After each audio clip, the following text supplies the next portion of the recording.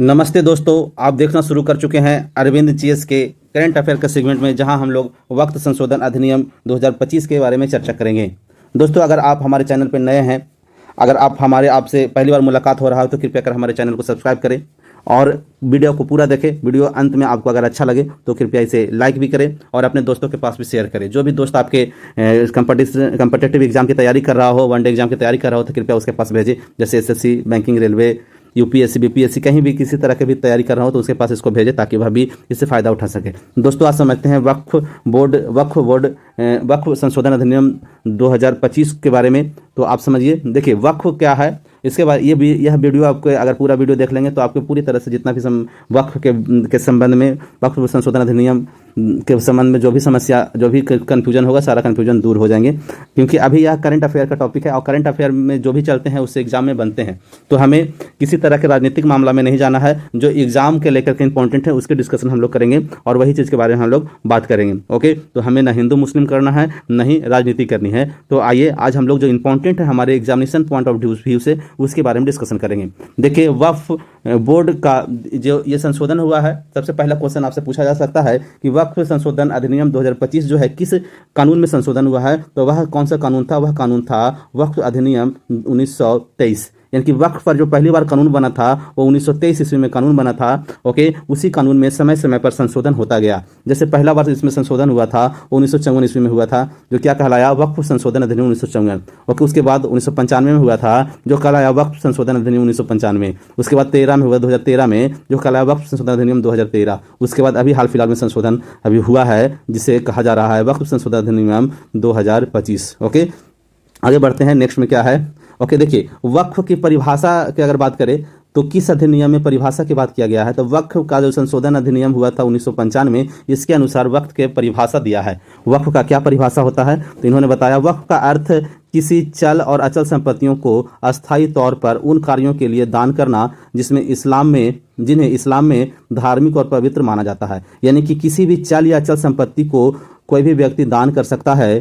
किसमें वह दान कर सकता है? किस कार्य के लिए? जिसमें इस्लाम में धार्मिक और पवित्र कार्य माने जाते हैं, उसके लिए दान किया जा सकता है। उसी को हम लोग वक्फ कहते हैं। इसके दूसरे शब्दों में ऐसे भी कह सकते हैं, इस्लाम में दिया गया ऐसा दान जिसका प्रयोग लोगों के हित के लिए किया जाता है। इस्लाम में दिया गया ऐसा दान जिसका प्रयोग लोगों के हित के लिए किया जाता है, वह वक्फ कहलाता है। ओके, तो आप समझ चुके हैं वक्फ का परिभाषा क्या होता है। इसका मतलब यह है कि कोई भी व्यक्ति, मुस्लिम व्यक्ति, अगर वह संपत्ति को धार्मिक कार्यों के लिए छोड़ना चाहता है तो वक्फ को दान करता है। ओके, तो ये हो गया वक्फ की परिभाषा। कोई दिक्कत? आगे बढ़ते हैं। नेक्स्ट में देखिए क्या कर रहा है इसमें कहता है वक्फ संपत्ति। देखिए इसमें क्या है? वक्फ संपत्ति या इससे होने वाले आय का उपयोग। वक्फ संपत्ति जो दान दिया गया है उससे क्या क्या उपयोग होते हैं उस संपत्ति पर, उससे जो आय आवेगा उस आय से क्या उपयोग होंगे। तो देखिए उसमें क्या उपयोग है? मस्जिद और कब्रिस्तान के रख रखाव किया जाएगा। उस संपत्ति से जो आय आएगा उस आय से मस्जिद और कब्रिस्तान के रख रखाव किए जाएंगे।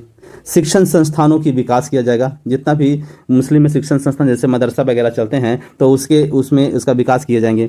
स्वास्थ्य से जुड़ी संस्थाओं का प्रबंधन किया जाएगा। स्वास्थ्य से जुड़ी संस्थाओं मतलब हॉस्पिटल वगैरह ये सब बनाए जाएंगे ताकि कोई भी व्यक्ति जाकर के वहाँ इलाज करवा पाए। ओके, गरीबों तथा विकलांगों की मदद करना। गरीब व्यक्ति हो, विकलांग हो, उनकी मदद करना। ये मदद करना किससे? तो ये वक्फ की संपत्ति से जो आय आएगा उनसे ये सारा काम करना। तो ये सारा काम को अगर आप देखेंगे तो ये सभी काम जो है सामाजिक काम है।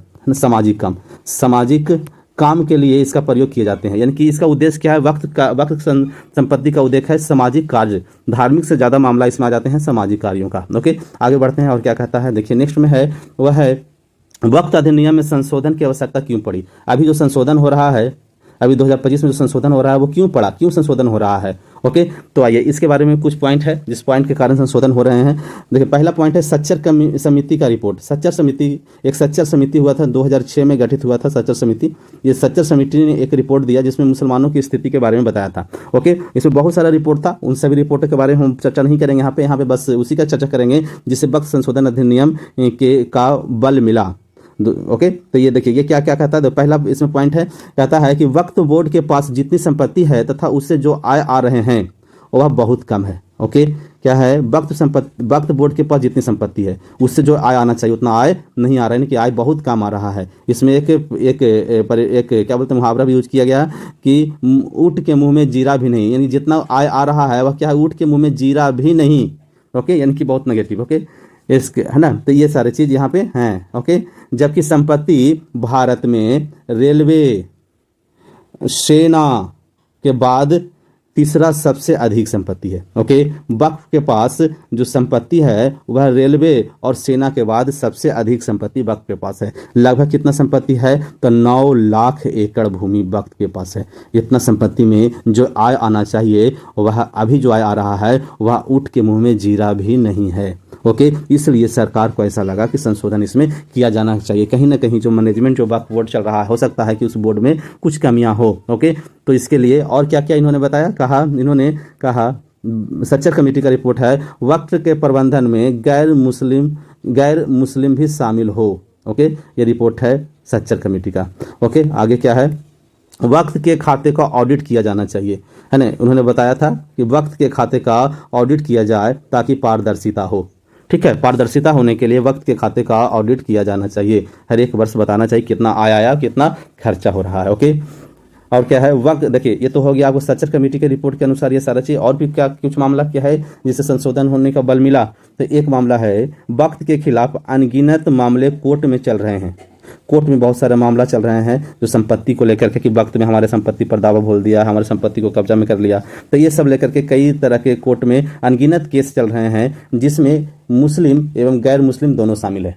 वक्त के दावा मुस्लिम पर के भी संपत्ति पर और गैर मुस्लिम के भी संपत्ति पर है जो काफी मुस्लिम और गैर मुस्लिम दोनों कोर्ट में इसके खिलाफ गए हुए हैं। ओके, नेक्स्ट देखिए आपको क्या कहता है। नेक्स्ट कह रहा है, अब देखिए तब ये जाकर के अब वक्त संशोधन को बल मिला तो वक्त में संशोधन अब हो रहे हैं। वक्त में क्या क्या संशोधन हो रहे हैं, संशोधन के देखिए महत्वपूर्ण क्या क्या पहलू है, कौन कौन सा संशोधन किया गया है अभी, है ना। देखिए पहला पॉइंट है, वक्फ दाता कम से कम 5 वर्ष से मुस्लिम होना अनिवार्य है। जो वक्फ कर रहे हैं अपने संपत्ति को, है ना, वह कम से कम 5 वर्ष से प्रैक्टिसिंग मुस्लिम होना चाहिए। ओके, नेक्स्ट दूसरा क्या है, कोई व्यक्ति उसी संपत्ति को वक्फ करेगा जो उस व्यक्ति के नाम पर पंजीकृत हो।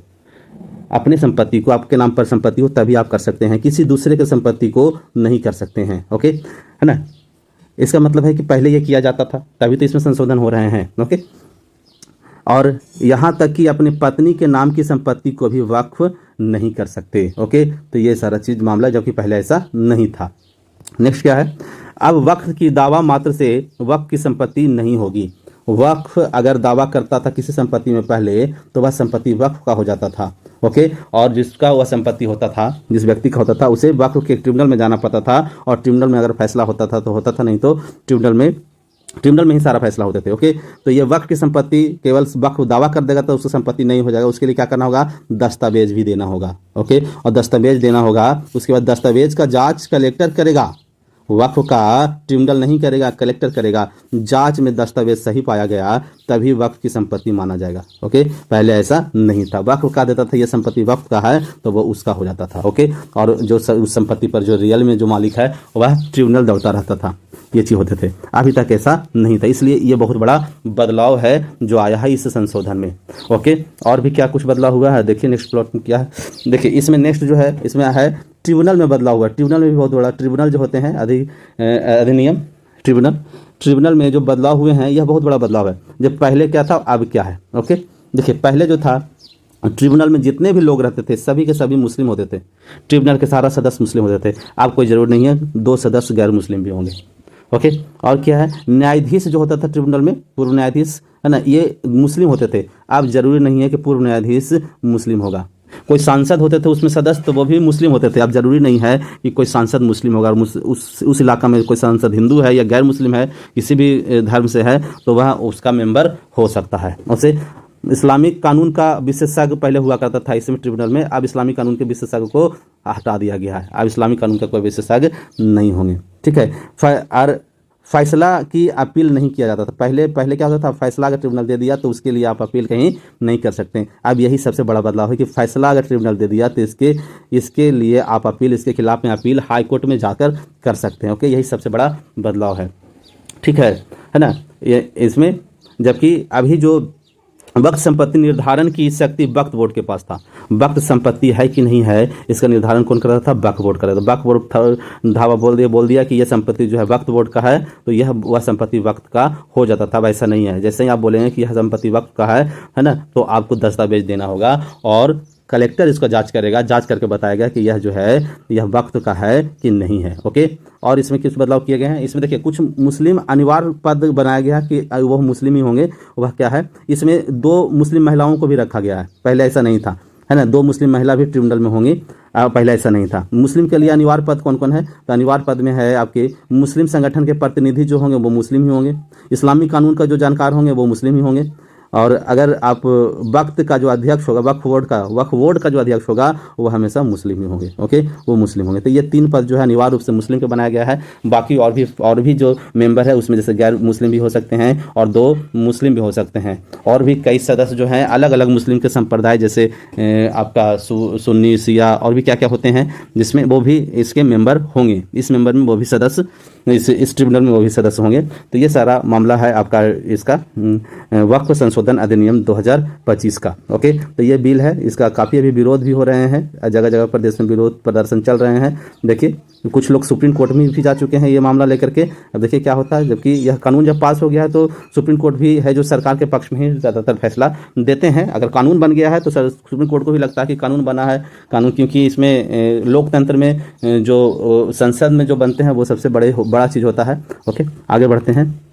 देखिए तो ये हो गया हमारा पूरा आप वक्फ संशोधन अधिनियम। आप हमें लगता है कि आप बहुत आसान भाषा में आप समझ चुके हैं और बहुत अच्छा से आपको समझ में आ चुका है। अगर इसमें आपको इन्फॉर्मेटिव लगा होगा तो कृपया करके हमारे चैनल को लाइक करें और इस वीडियो को शेयर करें, ताकि आपके दोस्तों के बारे में जिस किसी के पास भी अगर वक्फ संशोधन अधिनियम 2025 के बारे में कुछ जानना है तो उसके पास भेज दें, ताकि उसके भी ज्ञान वर्धन हो सके। ओके, तो आगे बढ़ते हैं। आप देखिए, अगर आप हमारे चैनल में नए होंगे, ठीक है, तो हमारे चैनल को आप सबसे पहले सब्सक्राइब करेंगे, क्योंकि सब्सक्राइब करना बहुत ज़रूरी है। सब्सक्राइब केवल ना करें, सब्सक्राइब कर करके उसमें ऑल दबाकर घंटी भी बजा दें, ताकि आप हमारे जब भी वीडियो बनाओ तो उसका नोटिफिकेशन आपको मिलता रहे। ओके, वीडियो को लाइक करें, शेयर करना ना भूलें, शेयर करते रहें और कमेंट भी करें। शेयर करने से होगा क्या?